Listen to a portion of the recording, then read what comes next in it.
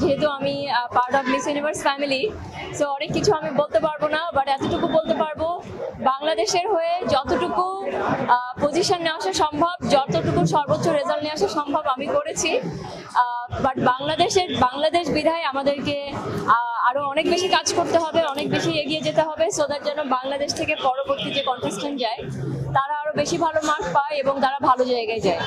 আর এটা এমন একটা প্রতিযোগিতা, যে প্রতিযোগিতায় 50 বছর 60 বছর চেষ্টা করেও মানুষ পজিশন পায় না।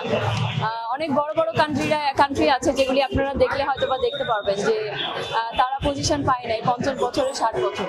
তো সেটার জন্য অনেক কাজ, বিজনেস ওয়াইজ রিলেশনশিপ থাকতে হয় মিস ইউনিভার্সের সাথে, একটা দেশের সাথে মিস ইউনিভার্সের রিলেশনশিপ থাকতে হয়, মানে গভর্নমেন্টের সাথে, এবং দেশের নাগরিকদেরকে অনেক এগিয়ে আসতে হয়, যেটা আমি পেয়েছি।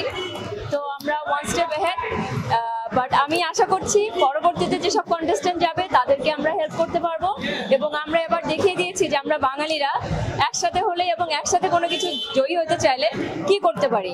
I think that's what we prove. আমাকে ভোট দিয়েছে, তারা আমাকে ভোট দেয় নাই, বাংলাদেশকে ভোট দিয়েছে। এবং আমি তানজিয়া জামান মিথিলাকে রিপ্রেজেন্ট করতে যাইনি, আমি বাংলাদেশকে রিপ্রেজেন্ট করতে গিয়েছি এবং বাংলাদেশের ফ্ল্যাগকে রিপ্রেজেন্ট করতে গিয়েছি। তো আমরা দেখিয়ে দিয়েছি যে আমরা দেশকে কত ভালোবাসি, দেশের গৌরব বয়ে আনার জন্য আমরা কি করতে পারি। তো এটাই আমাদের আসলে ঐক্যবদ্ধতা। এই মুহূর্তে যেহেতু আমি মিস ইউনিভার্স টাইটেল হোল্ডার, তো অবশ্যই আমি আমার দেশের মানুষের জন্য কাজ করতে চাই, যেটা আমার নিজের চ্যারিটি আছে, রাইজিং স্টার চ্যারিটি, যেটা আমি 2016 থেকে কাজ করছি, যেটার আন্ডারে, এবং আমি অনেক মানুষকে হেল্প করেছি।